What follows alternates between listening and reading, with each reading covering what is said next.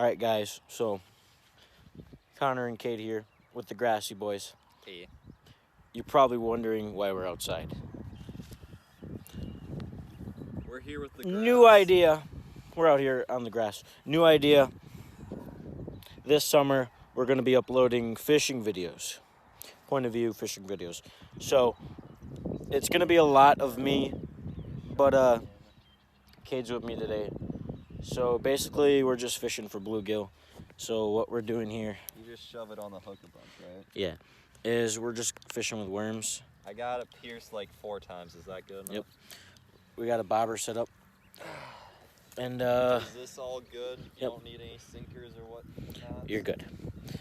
So, what I have here is a simple rig. Just bobber and a small hook. First cast of the night, boys. Probably about a foot of length. And, we're just gonna throw a bobber on there, cast it out, and, we'll see what we can get. Alright guys, so I probably should have taught you how in case you didn't know, but word from the gods telling me to teach you. I'm going to teach you how to rig up a hook and a bobber. So you got your line here and your hook here. What you're going to want to do is put it through the hole, and you got your main line and your tag line. You're going to want to wrap your... This is just a simple fisherman's knot. Works a bunch of the time. You're going to want to wrap it around your tag line, around your main line 1, 2, 3 times. And then you're going to have your loop right here. You're going to want to put your tag line through your loop.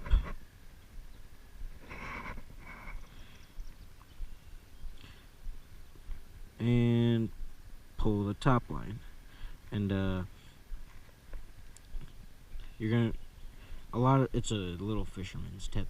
You're gonna want to moisten up your knot before you tie it.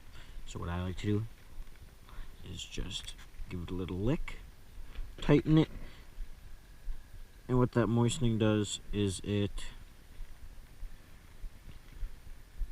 helps with friction, and it helps your line not snap as easily, so it helps you a lot in the long run. So there's your hook. Alright, and so since we're bobber fishing, pushing down on the top of the bobber is going to release this hook. So what you're going to do is you're just going to figure out how much length you're going to want from your hook to your bobber, depending on how deep your pond is.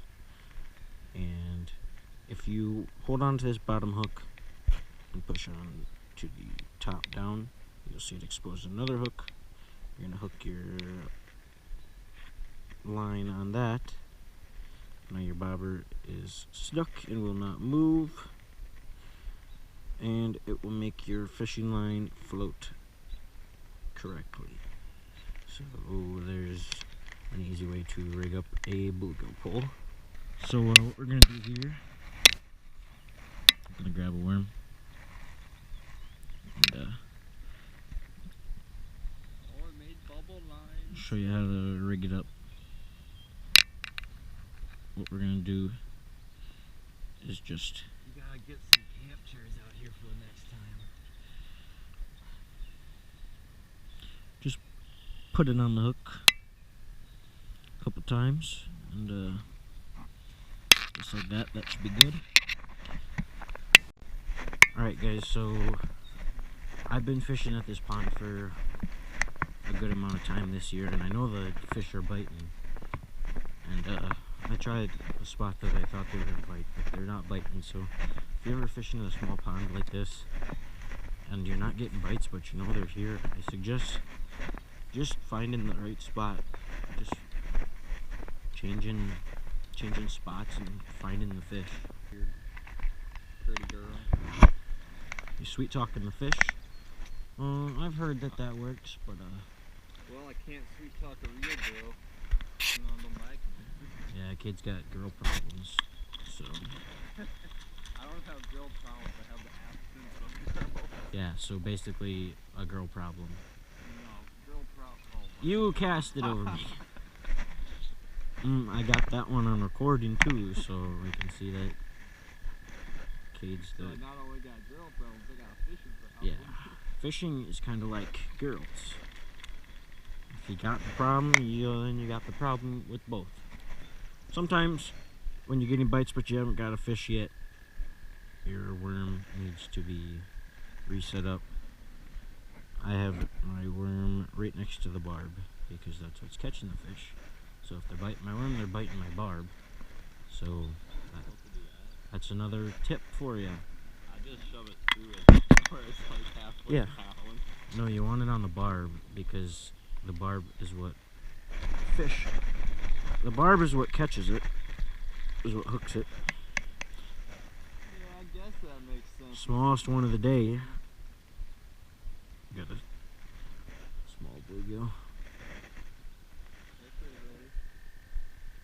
big. And Coming off. bluegill are usually, like, there's some fish, like, if you're going catfishing, the catfish don't bite till later at night. I'm not saying you can't catch a catfish like that, but it's a better time to catch them at night.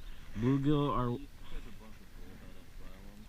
yeah, bluegill are an all-day eater. They are, you come out here in the morning, catch them. They're like See, 2 casts out. It's not. This one's a little bit bigger. Not much that's bigger. the one that I caught earlier. Wouldn't be surprised. It's got a ripped lip, so. But as you can see, the sun is just about setting, I hope they didn't and see that.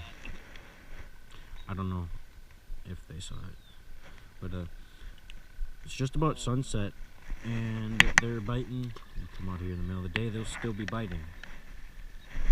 As long as they can see your thing, your worm, your bait, you'll be catching them. So What if you have a blind cover? sometimes when you cast it off, it'll come off, but sometimes it won't. So, and the water is so clear right now that I can see my worm, and I'm seeing a bluegill literally staring at it. And there's actually a really nice sized bluegill right in front of me. I'm going back on the. Alright, so I am literally just going to touch the bluegill and watch him eat it. It's right by his nose.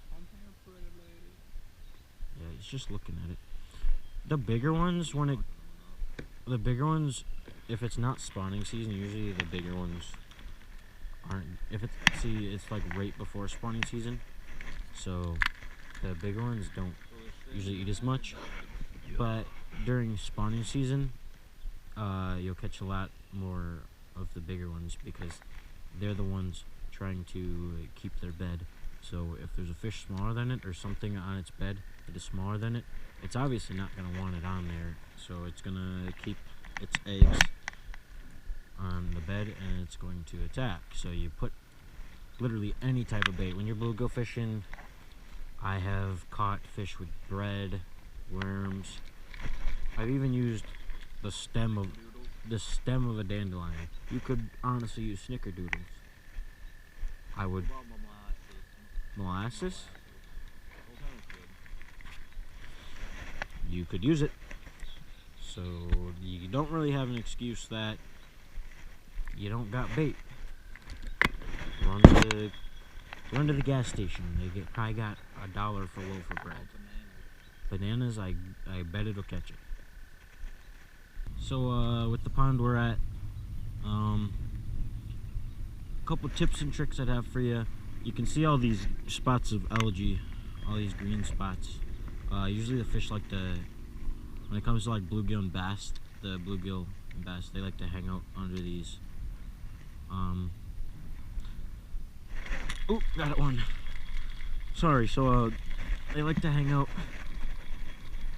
under those pads, so, ooh, just lost them. So I would recommend if you're bluegill fishing in a pond or bass fishing and you have those green spots, I'd recommend casting over to those and you'll be able to find them easier. Guys, so we had a little mishap here. I was fishing with my other pole. This is Kate's. This fish snapped off my bobber, like snapped my line totally. And we could still see the bobber, so what did I do? I used the other pole and caught my old bobber, and so there's a fish. So we're gonna give Kate his pole back. Oh, we're wrapped in line. And no. Oh yeah. So pretty lucky, but never done that before. But I couldn't waste a bobber and a hook, so. Alright guys, so since I'm gonna be doing a lot of fishing videos for Grassy Boys this summer, if you have any suggestions on fishing challenges or fishing videos or what you want me to fish for, just let me know in the comment section, and we'll see what we can do. I'm open to basically all fishing, so when a fish is agitated and it bites it, not because it sees it, not because like it wants it, but like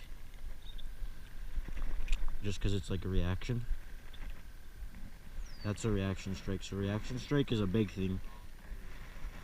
Yeah, just like you're sitting on my bed, I'm gonna eat you.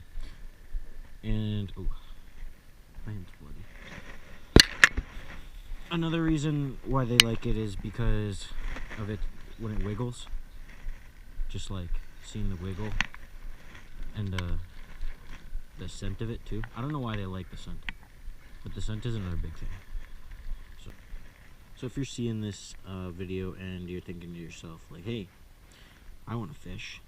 Well, fishing can be expensive, but also could be cheap. You can, if you're just looking to go out, catch some bluegill and have some fun, I recommend going to Walmart. Walmart has nice rods and reels for cheap. And you're saying, well, what if I can't afford worms? You don't even need to be able to afford worms.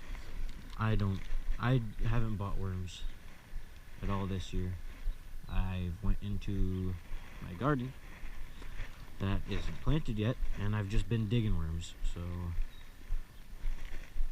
if you can find a bike to ride